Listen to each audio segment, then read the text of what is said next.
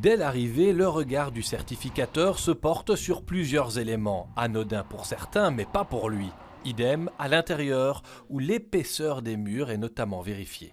Je mesure l'épaisseur totale, qui est de 47 cm. C'est bon 47 cm?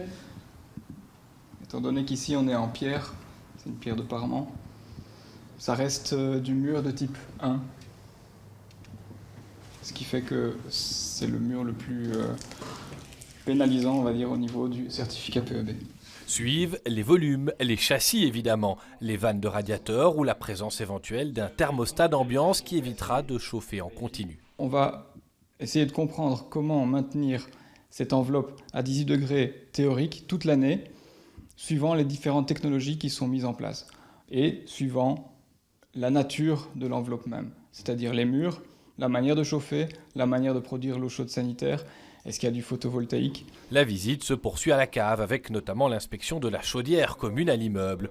Ensuite, tout est encodé et analysé par le prisme des normes régionales.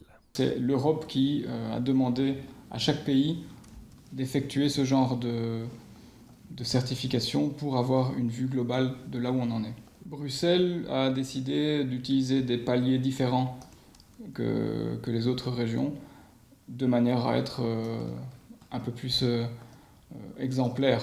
Exemplaire dans l'exigence, et ça se voit dans les chiffres, moins de 1% des habitations bruxelloises sont en catégorie A, 5,5% en B et un peu moins de 11% en C. Les catégories F et G représentent ensemble près de 45% des logements de la capitale, des passoires énergétiques selon les pouvoirs publics qui veulent les voir disparaître d'ici 2033. Des aides existent pour les propriétaires, le gouvernement s'est accordé sur un budget de 350 millions d'euros jusqu'à la fin de la législature.